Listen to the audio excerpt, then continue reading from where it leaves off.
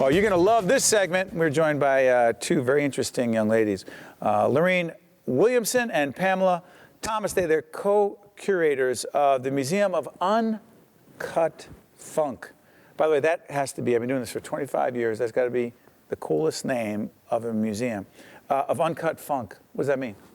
It means that we celebrate 1970s black culture. We are stuck in the 70s. We're huge fans of everything that's happened in the 70s, whether it's the music, the fashion, what was going on television. We're just still there. So hold on, it starts as an online museum? Yeah, it's a virtual museum that celebrates 70s black culture and all of the really cool icons that made the decade so special. It also features our very interesting collection of artifacts from the 70s, from animation art that features black characters to movie posters to coins that have black people featured on them. I mean, it's just a really eclectic grouping of things that we've become obsessed with over the years and put together as a collection. And now we are curating parts of our collection and turning it into exhibitions that are traveling to museums across the country. Let's do this. We're going to talk about the Jackie Robinson whole collection and the Marian Anderson collection. Wait, Marian Anderson. Can we just do this? Georgette, help me on this. Can we show some of the other visuals? You could talk us through them. Sure. Okay. Some of the animation. Sure. That is Fat Albert. That's Fat Albert. Yes, Fat Albert, Muhammad Ali. Fat Albert that was Bill Cosby's voice. Yes. He did several other voices in the Fat Albert series, right? Yes. He did Mushmouth. He did Mushmouth. I believe he did Bill, and there were other voice actors that did the other characters in the gang. Talk about Jackson 5, because I assumed, incorrectly, of course, as we're looking at the Jackson 5, I said, of course, it was the Jackson 5. It was their voices. You said no. No, they sang their songs, but there were other actors who did their voices. Yeah, I thought they were actually inside the television singing when I was a kid. I had, I just knew that they were there. But it was their music, it was not their music. Right. It was actually Motown's first television series that was produced by them. Hold on. So Berry Gordy. He was drove involved? that. He was involved in that. Yes. Absolutely. He saw they approved everything. He saw the potential. Yeah. What was describe the market? Because I'm sitting there as a kid in Newark watching it. Mm-hmm. Who was the market? Well, the market was us. I mean, we are the generation that was raised on these cartoons. And they were really the first boy band, you could say, that was as popular as they were. And for him to have the insight to create this animated series, it was just mind-blowing. So we are that generation. We are those children who So it wasn't it. purely race-driven.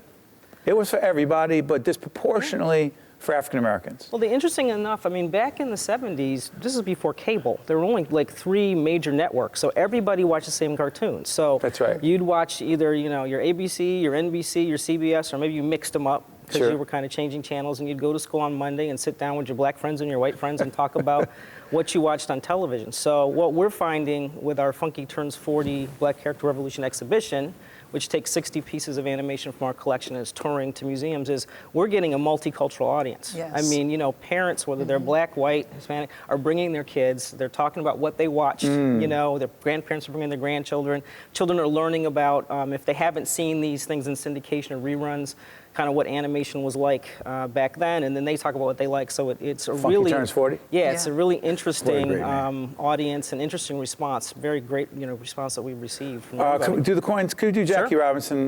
My mom, who watches one-on-one every night, loves the Brooklyn Dodgers, and her favorite was always, it was either Pee Wee Reese or Jackie Robinson, and she chose Jackie.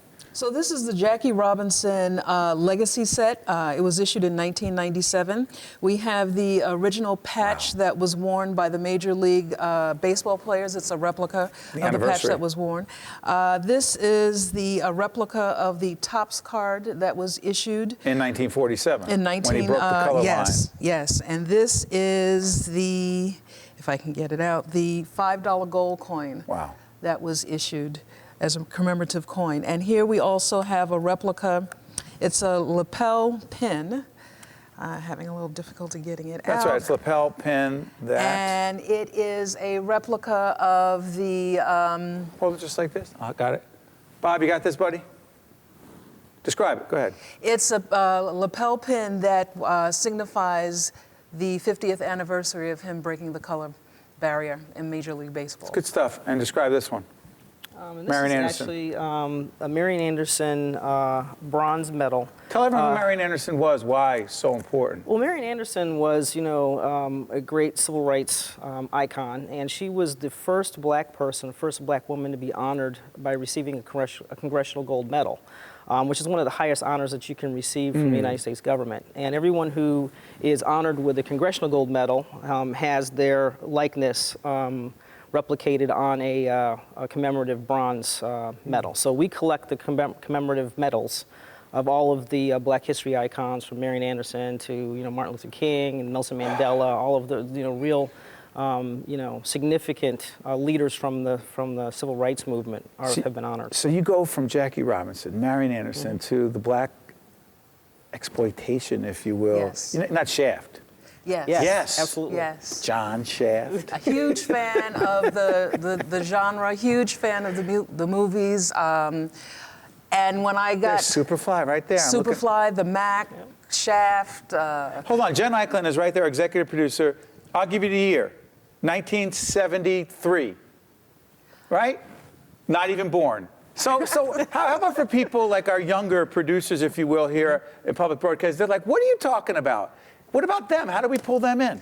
Well, if you're a fan of hip hop and you know the history of hip hop, you know hip hop was really based in 1970s black culture. That's right. And also, a lot of the rappers got their identity from these films.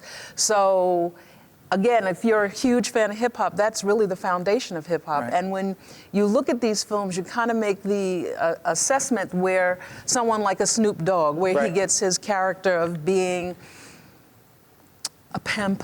Yes, he And- wasn't the first. No, he wasn't the first.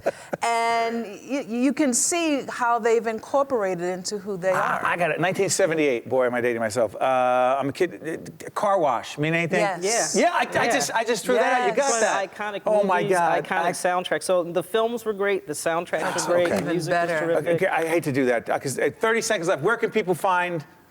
The Museum of UnCut Funk is open 7 days a week, 24 hours a day at museumofuncutfunk.com. Say it again. The museum. Museumofuncutfunk.com. This is you love what you do. Yes, we This do. is your passion. This Yes. is our You- obsession. let me tell you something. You said obsession. Yes. Some obsessions are unhealthy and bad for you. This is good for you. This is Yes. a I funky want to thank both obsession. of you. Thank Thank you you. so Good. I much. think I'm Very much. obsessed too. Can I get in the club? Great. Absolutely. Yes, anytime. absolutely. Anytime. Thank you. That was great. One on One with Steve Adubato has been a production of the CAUCUS Educational Corporation, celebrating over 25 years of broadcast excellence. And by the Newark Museum, in cooperation with NJTV and 13 for WNET. Funding for this special edition of One on One with Steve Adubato at Newark Museum has been provided by Bank of America, PSE&G, Horizon Blue Cross Blue Shield of New Jersey, the Fidelco Group, Johnson & Johnson, Prudential Financial's Global Communications Department, and by Barnabas Health. Transportation provided by Airbrook Limousine, serving the metropolitan New York, New Jersey area.